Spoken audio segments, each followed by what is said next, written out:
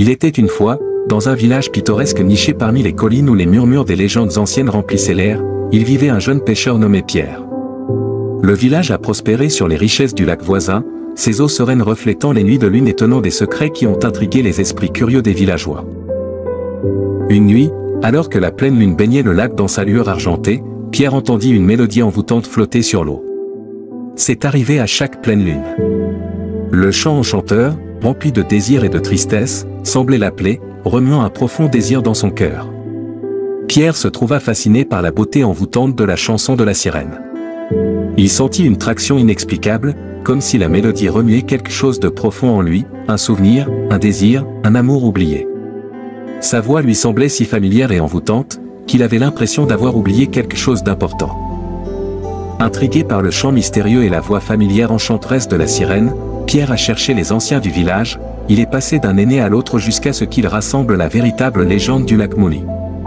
Selon le conte, une belle sirène est apparue dans le lac à chaque pleine lune pour chanter une mélodie douloureuse, attendant quelqu'un qui pourrait découvrir les secrets de sa chanson et apporter la paix à son cœur troublé.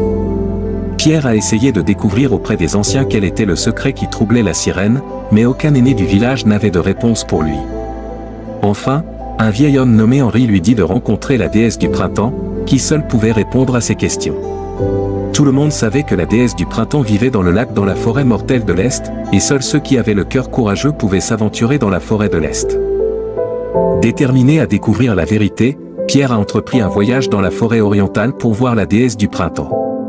Avec son cœur plein de détermination, il s'est aventuré à travers des forêts denses et un terrain accidenté jusqu'à ce qu'il atteigne le lac où résidait la déesse du printemps. En rencontrant la déesse du printemps, il a raconté ses préoccupations et son désir de libérer le désir et la tristesse dans le cœur de la sirène. La déesse du printemps lui sourit et lui révéla que la seule façon d'aider la sirène était de retrouver ses souvenirs perdus de sa vie passée. Pierre a été surpris d'entendre cela et ne pouvait pas comprendre comment sa vie passée pourrait se rapporter à la sirène.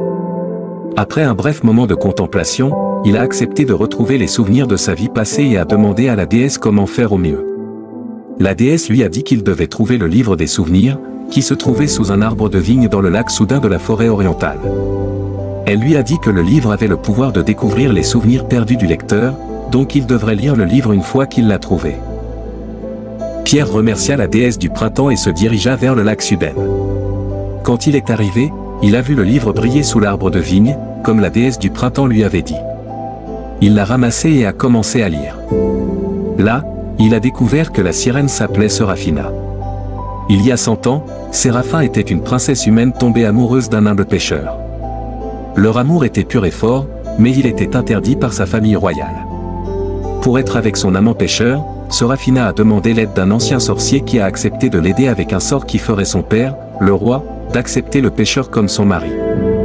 Inconnu de Séraphin, le sorcier détestait les fins heureuses et méprisait l'amour. Au lieu du sort prévu, elle a donné à Sérafina un livre de sorts magiques et lui a dit de l'ouvrir et de le lire avec son amant dans un lac ou une rivière. Séraphin obéit. Au lieu du résultat prévu, Séraphin se transforma lentement en sirène. Ses beaux cheveux roses sont devenus progressivement plus foncés jusqu'à ce qu'ils deviennent rouges, et elle a développé des écailles de poisson vertes. Un jour, dans ses appartements, elle se transforma complètement en sirène. Incapable de la cacher plus longtemps, elle s'échappa dans la mer par le lac royal. Du côté du pêcheur, il a lentement tout oublié de sa princesse amante et a vécu sa vie comme si elle n'avait jamais existé. Bien qu'il se dirigeât fréquemment vers un lac souterrain, se demandant ce qu'il avait oublié dans le lac souterrain, inconnu de lui, c'était là que lui et Séraphin avaient lu le sort dans le livre magique qui les avait déchirés. Sérafina allait aussi au lac souterrain comme une sirène, malheureusement, quand le pêcheur n'était pas là. Elle espérait et attendait que son amant revienne à elle. Elle était pleine de rage et de regret pour avoir toujours accepté l'aide du sorcier méchant, mais il n'y avait rien qu'elle pouvait faire car elle était déjà une sirène. Plongée dans la tristesse, Sérafina abandonna la visite du lac souterrain et se retira dans la mer profonde pour y demeurer. Quand Pierre eut fini de lire la triste histoire de la sirène, il se rendit compte qu'il était le pêcheur de l'histoire de Séraphin il y a 100 ans. Pas étonnant que sa voix lui soit si familière. Pas étonnant que sa chanson l'ait attiré. Pas étonnant que la déesse du printemps lui ait dit qu'il devait retrouver ses souvenirs pour l'aider. Il comprenait tout maintenant, tout lui devint clair et vif. Avec colère et fureur, il se dirigea vers les chambres du sorcier pour lui demander d'inverser le sort sur Sérafina. En arrivant là, il rencontra un homme faisant une concoction magique. Après avoir raconté son histoire, l'homme eut pitié de lui et de la sirène. Il révéla que le sorcier recherché par Pierre était mort il y a 25 ans, seul et misérable. Il avait hérité des chambres d'elle après avoir servi le méchant sorcier pendant de nombreuses années. Pierre se sentait impuissant et très triste, il ne savait plus quoi faire. Le gentil sorcier, par sympathie, lui offrit une solution à double sens: retourner dans le lac souterrain où ils avaient lu le sort et chercher un collier d'amulettes en or formé la nuit de la transformation. Il dit à Pierre de porter l'amulette et d'attendre la sirène au lac à la prochaine pleine lune. Une fois qu'elle a vu l'amulette, elle serait transformée en humaine. D'un autre côté, le pouvoir de l'amulette pourrait repousser la sirène, la faisant ne jamais réapparaître au lac. Si son amour pour lui était assez fort, elle viendrait chanter au lac comme d'habitude. C'était une solution bilatérale. S'il finit par trouver l'amulette et que Serafina ne pouvait pas y résister, il pourrait ne plus jamais la voir ou l'entendre. Cependant, si les choses allaient bien, elle redeviendrait humaine, et ils vivraient ensemble heureux pour toujours comme ils l'avaient souhaité pour eux-mêmes il y a 100 ans. Après mûre réflexion, Pierre remercia le gentil sorcier de son aide et se dirigea vers le lac souterrain à la recherche de l'amulette d'or, croyant en son cœur dans le pouvoir de leur amour. Quand il est arrivé au lac de la grotte, il a regardé partout autour de la grotte jusqu'à ce qu'il ait vu l'amulette scintillant derrière une pierre.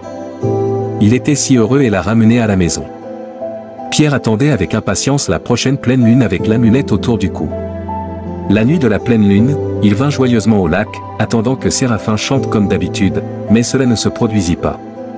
Il attendit la prochaine pleine lune et la suivante, espérant que Serafina finirait par résister à la puissance de l'amulette et viendrait chanter sur le rivage, mais cela ne s'est jamais produit. Tout le monde dans le village a été surpris de constater que la sirène qui chantait chaque pleine lune ne chantait plus. Ils se demandaient tous pourquoi, mais comme toujours, personne n'avait de réponse, sauf Pierre, qui était lentement à court de patience, attendant sa princesse sirène au lac à chaque pleine lune.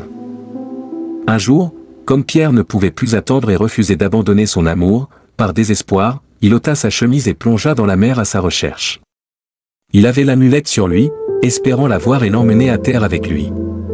Après une brève recherche, ils se sont rencontrés. Séraphin l'a immédiatement reconnu et était si heureux de le voir. Elle était ravie de savoir qu'il pouvait prendre un tel risque de venir dans le lac pour la chercher. Pierre était également très heureux et heureux de la voir finalement après tant de mois d'attente au bord du lac pour elle. Ensemble, se tenant par la main, ils sortirent tous deux de l'eau. Comme ils l'ont fait, la queue de poisson de Serafina s'est lentement transformée en jambes humaines. Pierre, voyant cela, était ravi. Après avoir surmonté les épreuves, la malédiction fut finalement levée. Séraphin et Pierre embrassèrent, leur amour transcendant le temps et l'espace. Le lac éclairé par la lune a scintillé d'une nouvelle magie, un témoignage de leur lien éternel. Avec la malédiction brisée, Serafina et Pierre ont commencé une nouvelle vie ensemble, leur amour persistant dans le royaume magique du lac Mouli. La pleine lune a continué à briller brillamment, un symbole d'espoir et d'amour éternel.